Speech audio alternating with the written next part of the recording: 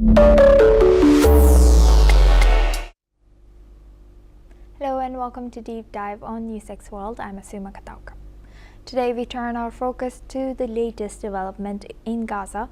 The United States has announced the start of phase 2 of its peace plan, and at the heart of this phase is a new interim government structure known as the Board of Peace. On January 15, 2026, President Donald Trump announced that the Board of Peace has been formed. He has described it as the greatest and most prestigious board ever assembled. This board is intended to oversee post-war governance in Gaza.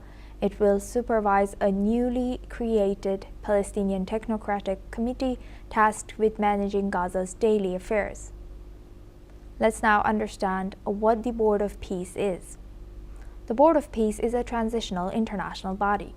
It was authorized under UN Security Council resolution to help administer Gaza after years of conflict. President Trump will serve as its chairman, and it is expected to include leaders from key countries and international figures. The board's role is to supervise reconstruction, security arrangements, and the work of the Palestinian Technocratic Administration. Just before Trump's announcement, a 15-member National Committee for the Administration of Gaza was named, led by Ali Shah, a former Palestinian Authority deputy minister. This technocratic body will run Gaza's everyday governance under the board's oversight. This is what the U.S. president has stated.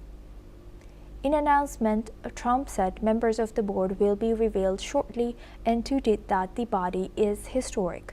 This formation marks the transition from managing a ceasefire to planning Gaza's reconstruction and governance. Who's on the board? Names are not official yet. Reports suggest the board may include top international figures and representatives from Arab mediators, including Qatar, Egypt, and the UAE. But the plan goes beyond governance. It also calls for an international stabilization force to secure Gaza's borders. Several countries have been mentioned in discussions about troop contributions, though no formal commitments have been announced yet. Let's understand what the International Stabilization Force is. The International Stabilization Force is a UN-authorized multinational peacekeeping force proposed for the Gaza Strip as part of the 2025 peace plan. Its mandate includes demilitarizing the area, securing borders, training a new Palestinian police force, protecting civilians, and overseeing humanitarian aid.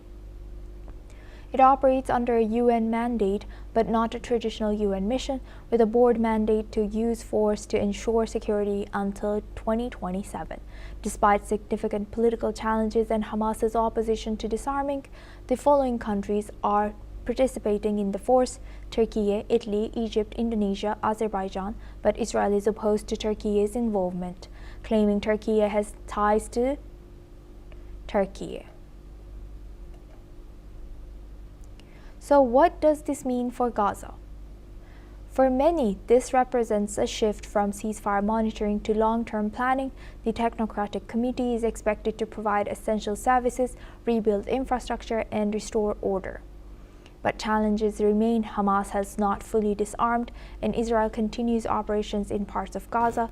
Ceasefire violations were reported even as Phase 2 was launched, with at least 10 Palestinians killed in recent attacks. This emphasizes the fragile reality on the ground. Even as international diplomacy pushes ahead, violence still persists. So what's next? The Board of Peace and the interim government structure could shape Gaza's future if they can navigate political resistance, security challenges, and reconstruction needs. The coming days and weeks will be critical for determining whether this initiative brings stability or remain as an aspirational framework amid ongoing conflict. Now, to discuss all this, we're welcoming Professor Kobi Michael. He's a senior researcher at Institute for National Security Studies and the Miskov Institute for National Security and Zionist Strategy. Joins us live from Israel. Thank you very much, Professor, for joining us. Welcome to News World. Now, with so much historical context in terms of the Israel-Palestine conflict, Do you think the Board of Peace will be able to ensure that the transition from a ceasefire to reconstruction is effective and free from political interference? The short answer is no, and the longer answer is definitely no. The conflict between Israel and the Palestinians can be resolved by the Israeli and the Palestinians, and I think that they are not able to do that by themselves. The bilateral level actually has been exhausted, and they might be able to do a sort of a progress under the umbrella of the new regional architecture, but it has nothing with the Board of Peace. The Board of Peace is something which is more symbolic, something that President Trump sees as a component of his grand 20 points plan, but this board will not facilitate any negotiation between Israel and the Palestinians. It is not its role, and this board actually has the responsibility for the Gaza Strip reconstruction process only. Right. And Professor, what steps are being taken to address the concerns from Israel regarding Turkey's involvement in the International Stabilization Force, and how will it affect the overall mission's neutrality? Israel is very concerned about any Turkish presence on the ground, mainly if we are talking about boots on the ground, which means Turkish military presence in the Gaza Strip. Israel will do the utmost efforts in order to convince President Trump and the American administration to avoid from Turkish presence. Israel might compromise with regard to Turkish involvement in the Board of Peace or in some reconstruction aspects which are civilians in their essence, but not military presence and not a very significant role. We have to remember that the Turkish will to be deeply involved in the Gaza Strip is not yield from any sort of altruism, but it is yield from its ambition to establish its hegemony in the broader Middle East, where the Gaza Strip is a very convenient place to begin with, in addition to Syria. And in this regard, the Turks intend to minimize and to weaken the Israeli influence or the Israeli role, and to prevent Israel from being able to maneuver or to retaliate whenever Hamas will continue breaching the agreement. And Hamas continues on a daily basis to breach the agreement. And the most dangerous thing, or the most concerning thing, is that the Turks do not intend to dismantle Hamas, but on the contrary, they will find many creative ideas in order to convince President Trump why Hamas should not be dismantled, as Israel thinks that Hamas must be dismantled.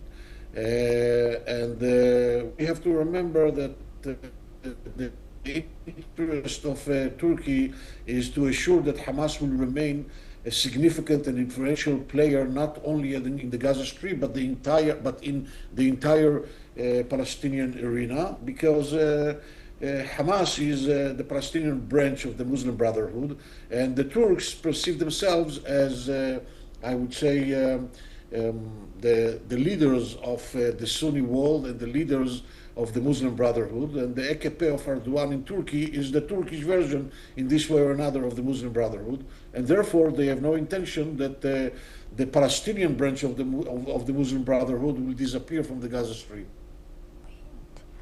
And with Hamas still resisting disarmament, what strategies are being put in place to ensure the successful demilitarization of Gaza, and how will this impact long-term stability in the region?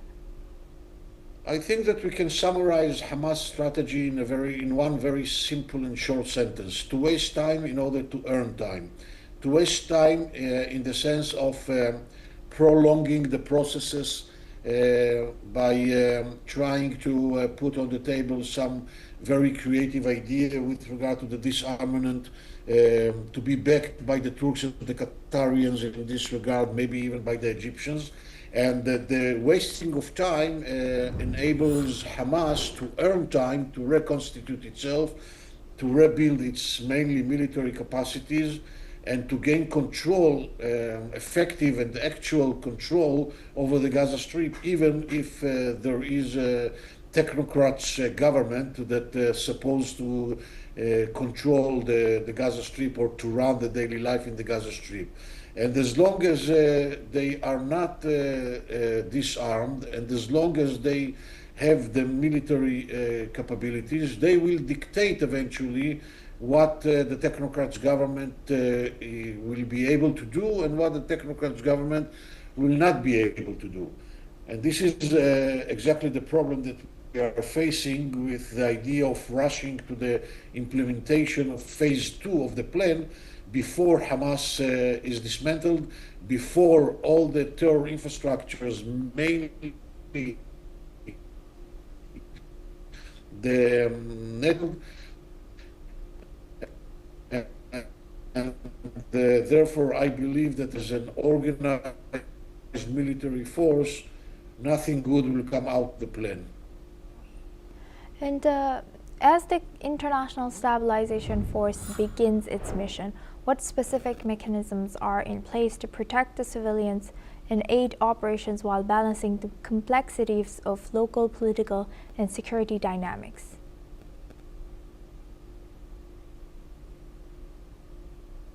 Before dealing with the complexities that the ISF has to tackle, we have to talk first of all about the exist. And Turkey is the only country which is willing, under the current circumstances, to send troops to the ISF. There is no any other country among the 59 countries that President Trump mentioned as countries that supports Turkey that is willing to join the ISF, because nobody intends to fight Hamas, nobody intends to dismantle Hamas, nobody intends to be perceived as a collaborator with Israel or with the Americans against the Palestinians. And I think that all of the countries understand pretty well that Hamas is very heavily supported by the local population, and therefore they might face very severe difficulties to begin dealing even with the disarmament of Hamas, and therefore there is no ISF yet, and as long as Hamas exists as an organized military force, there will be no ISF. Right. With that, I would like to thank Professor Kobi Michael for joining us today from Israel and sharing that insight with us on News X World and Deep Dive. Thank you very much.